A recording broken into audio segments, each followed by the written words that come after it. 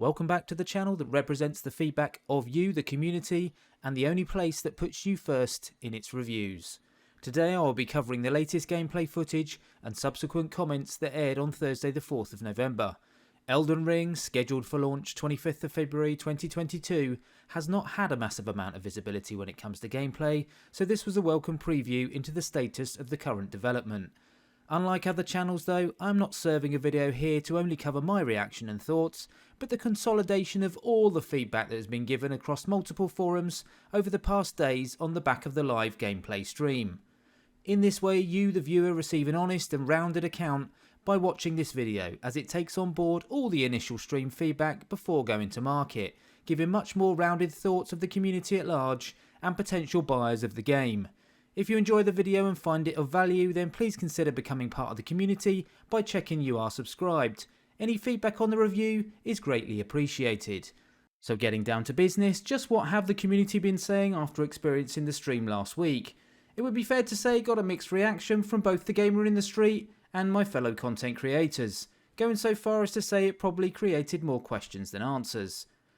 When it came to the look and feel, comments were wide-reaching. However, there was definitely a question of if the game had taken the next step from previous titles and aligned to current hardware capabilities. This of course is difficult for the producers when you factor in the ability for the game to run smoothly on most setups. Disappointment was evident in comments, but largely it appeared to satisfy most viewers, even if it didn't have the next generation wow factor. Having said that, positive comments were heard from the community on internal and dungeon related gameplay, especially the lighting of environments. When it comes to the world around the player, the community were mostly in agreement that some clever touches would only help enhance the enjoyment of the adventure.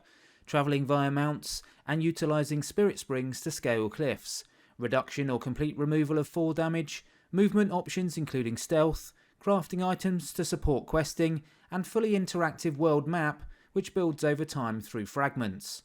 Questions that remained unanswered for the community included the actual flow of story into the open world environment, how much content will be in the adventure, the value in repeat plays, and minimum requirements to run what looks to be a high-scale demand engine, highlighting a need for options to cater for both console and PC.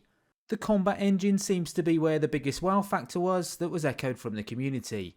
Lots of feedback on the magic enablers in the demo, which was a positive, with plenty of viewers already gearing up to embrace more magic within combat.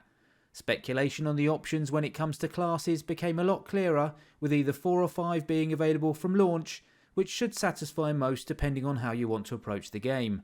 From what we know, these are currently Warrior, Knight, Prophet, Champion and Wolf.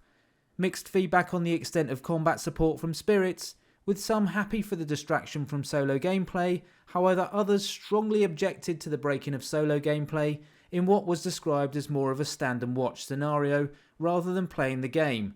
We will wait and see on this one. Mounted combat was already a big talking point, and the video went some way to confirming mounted combat will be part of the game and probably not just an afterthought. This was seen as a positive inclusion by the community. Game NPCs were featured heavily in the gameplay preview, and the community in the main saw them as good integral part of the backdrop and storyline. There were some comments, however, on how proactive, interactive and necessary some of these were, hoping that the world doesn't become a click and listen experience, which can be the trap so many open world games have fallen into. Multiplayer exposure was limited in the preview, be it enough to confirm that this will still be part of the game and come in the form of co-op, PvP and invasions. This for some was good to confirm, as only served in the community as another positive step to expand the gameplay options and play with friends. Questions remained on how much gameplay would involve multiplayer, but this was unclear.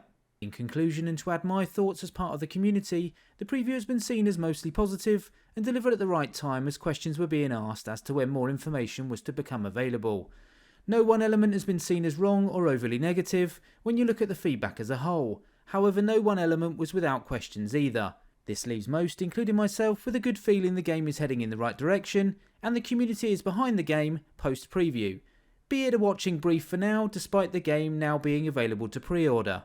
I for one see no value for the average gamer in pre-ordering, as I'm sure most will expect more content in the run-up to launch, even waiting for first play and impressions from content creators like myself. For now, Elden Ring is still on the good list, with a lot of excited fans just hoping the launch doesn't slip once again. If you have watched a preview, the link is in the description below, then let me know what you thought in the comments, and have a great day.